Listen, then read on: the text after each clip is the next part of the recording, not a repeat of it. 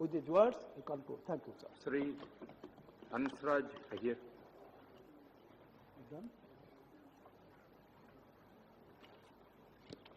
माननीय सभापति जी, मैं आपका धन्यवाद दूंगा। ऐसे महत्वपूर्ण बिल पर मुझे बोलने आपने बुलाया है। मैं मंत्री जी का भी मैं धन्यवाद दूंगा कि आपने वर्षों बाद प्रतिष्ठित जो 1947 में जो कानून बना हुआ है औद्योगिक विवाद विधेयक, उस पर संशोधन लाया है। कुछ तो अच्छे आपने इसमें संशोधन लाए हैं, लेकिन कुछ जो स्टैंडिंग समिति ने जो आपको सुझाव दिए थे उसको आपने अनदेखा किया है। मैं अपेक्षा करता हूं कि जिस तरीके से स्टैंडिंग कमेटी ने इसमें 1600 के बजाय 25,000 की जो सिफारिश की थी, उसके बारे में पुनर्विचार आप करेंगे। 10,000 पर्याप्त होता नहीं है। वैसे ही स्टैंडिंग कमेटी द्वारा आपको एक कामगार संगठन के बारे में कुछ सुझाव दिए थे कि जिसमें औद्योगिक विवाद अधिनियम 47 के तहत शामिल औद्योगिक प्रतिष्ठानों को पंजीकृत श्रमिक संगठन को अनिवार्य मान्यता दी जानी चाहिए। इस अधिनियम के अंतर्गत अगर आप इसको अनिवार्य मान्यता देते हैं तो शायद आपने जो संशोधन लाया है इसमें आपने बताया कि कर्मकार और नियोक्ता के बीच में मिलकर सुझाव और समझौता कर कुछ समिति बनाकर निपटारा करने के जो आपने सुझाव दिया है उसका लाभ नहीं मिलेगा। क्यों? तो अगर हमने श्रमिक संगठनों को और मान्यता नहीं दी सभी को, तो कुछ उद्योगों में अपने जो नियोक्ता है या अपनी मर्जी की यूनियन को मान्यता देते हैं, उसी की सुनकर अपना काम चलाते हैं और कामगारों के हित में नहीं अपने हित में काम करवा लेते हैं। तो कुछ जगह तो ऐसा होता है। तो मैं अपेक्षा करता हूं कि सभी संगठन को आप मान्यता देने के लिए आप पहल करेंगे और इसमें संशोधन लाएंगे। आपने जो भी संशोधन लाए हैं उसमें मैं एक बात कहने जा रहा हूं कि धारा 11(5) में औद्योगिक विवाद में दोनों पक्षों को सुनने के लिए जो कंसोलिडेशन ऑफिसर होता था, उस पर भी आपने विचार नहीं किया है कि उसको उनमें जो ऑफिसर है वो दोनों पक्षों की बातें सुनकर सिर्फ राज्य सरकार या केंद्र सरकार को रिपोर्ट बना के भेजता है। इसमें विलंब तो होता ही है, लेकिन उसके बाद में इस विवाद को कोर्ट में जाने के लिए कहा जाता है।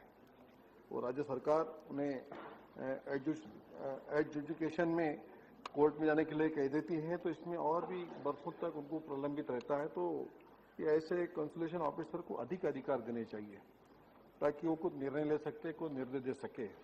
इसकी बहुत जरूरत है। अगर ऐसा होता है तो इस संशोधन में कुछ आपके जो बिल आए हैं इसमें कुछ श्रमिकों को लाभ होगा।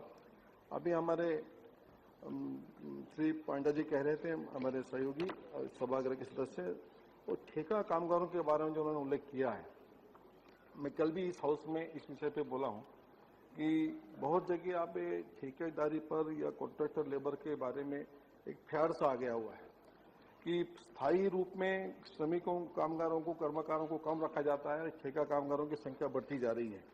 इसमें निजी क्षेत्र ही नहीं तो सरकारी उपक्रमों में भी इसमें बहुत ज्यादा ऐसा ख्याल आया हुआ है।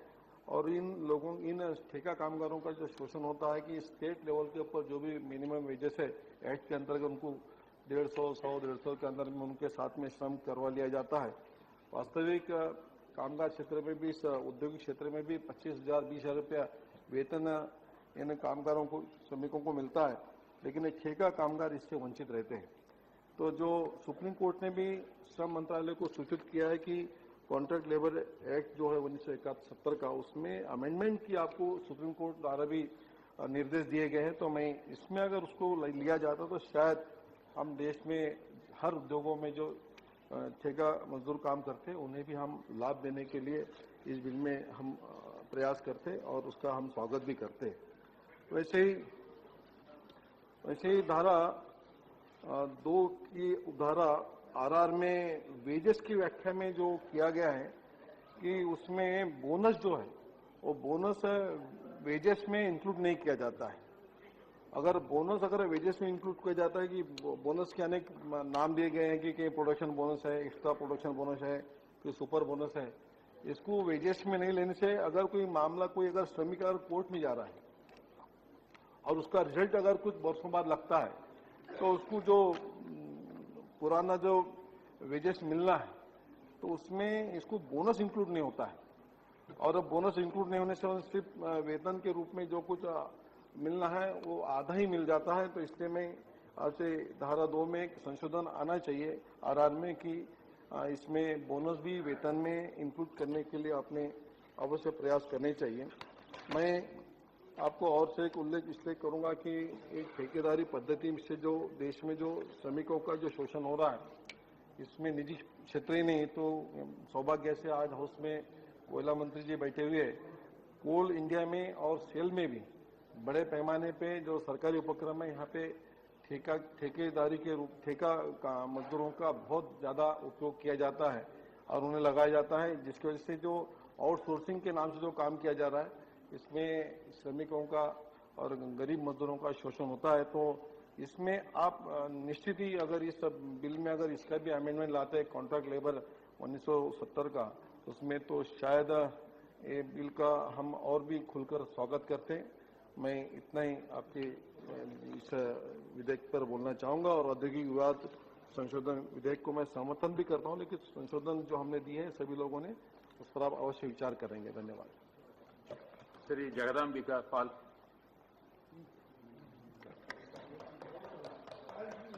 जी धन्यवाद। आप लोग मोहल्ला पूरा साथ। मुझे खुशी है मेरा मोहल्ला मेरे साथ है। अधिष्ठाता महोदय, इंडस्ट्रियल डिस्प्यूट अमेंडमेंट एक्ट 2010 जो सम्मानित सदन के समक्ष जिस पे विचार चल रहा है और माननीय मंत्री जी के द्वारा प्रस्तुत किया गया है उस पर मुझे भी आपने भाग लेने का अवसर दिया है। मैं आपको धन्यवाद देता हूँ। मुझे इस बात की खुशी है कि आज इस संशोधन विधेयक पे कमोबेश सभी दल के सम्मानित साथियों ने इस विधेयक का समर्थन किया है, इस संशोधन का समर्थन किया है और कुछ सुझाव उन्होंने दिए हैं।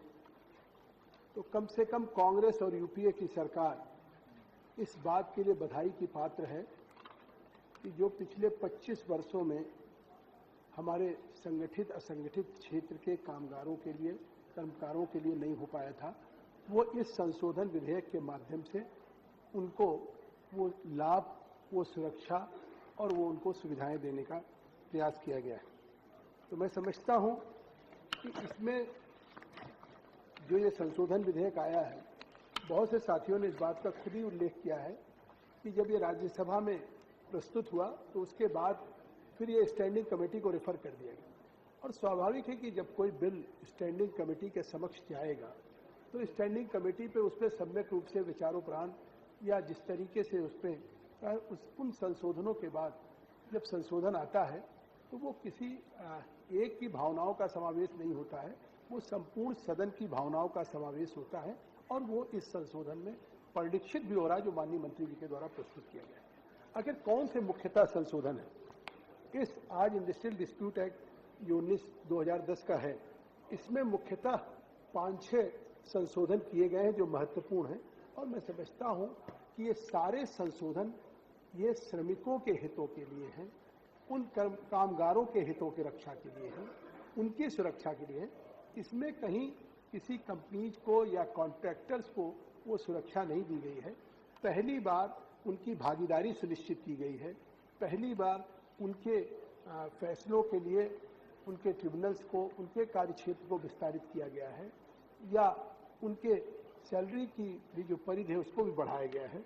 तो ये जो मुख्यतः संशोधन है जिसमें जो अधिनियम की धारा 2 का के अधीन भी जो परिभाषित सबसे पहले किया गया है कि समुचित सरकार को एप्रोप्रिएट गवर्नमेंट को संशोधित किया है। अभी तक एप्रोप्रिएट गवर्नमेंट का तात्पर्य क्या होता था? केवल ये होता था कि for the words major port the central government and the words major port any company in which not less than 51%। तो आज जो अमेंडमेंट हो रहा है कि अभी तक केंद्रीय सरकार या समुचित सरकार होती थी, लेकिन अब किसी भी चाहे पोर्ट या किसी भी जगह पे जहां केंद्रीय सरकार थी, अगर ऐसी भी कंपनियां हैं जिसमें सेंट्रल गवर्नमेंट की 51% की शेयर्स हैं, वो भी उस परिधि में आ जाएंगे, तो स्वाभाविक है कि उस कंपनियों में कार्य कर रहे असंगठित मजदूर या कॉन्ट्रैक्टर के द्वारा जो हमारे कॉन्ट्रैक्ट लेबर कॉन्ट्रैक्ट किए गए हैं, उनके भी डिस्प्यूट उस परिधि में आ जाएंगे और उन्हें न्याय मिलेगा, उनको बेनिफिट मिलेगी, उनको सुरक्षा मिलेगी। तो मैं समझता हूँ ये स्वागत योग्य कदम है, क्योंकि अभी तक जो भी कामगारों को सुविधाएं मिलती थी या उनको सुरक्षा मिलती थी, वो जो एक तरह से लेबर एक्ट में आते थे या उस कंपनी एक्ट के अंतर्गत आते थे। लेकिन ये जो कॉन्ट्रैक्टर के द्वारा तमाम हमारे भारत सरकार के प्रतिष्ठानों में जो ठेकेदार के माध्यम से कॉन्ट्रैक्ट लेबर के लोग कार्य करते थे और उनके उन कॉन्ट्रैक्ट लेबर्स को कोई सुरक्षा या उनको बेनिफिट नहीं मिलती थी, और कॉन्ट्रैक्टर्स के और लेबर कॉन्ट्रैक्ट के बीच में अगर कोई डिस्प्यूट अराइज होता था तो उस डिस्प्यूट का कोई समाधान नहीं निकलता था, जिसके कारण वो असंगठित मजदूर को न्याय नहीं मिलता। तो ये तो स्वागत योग्य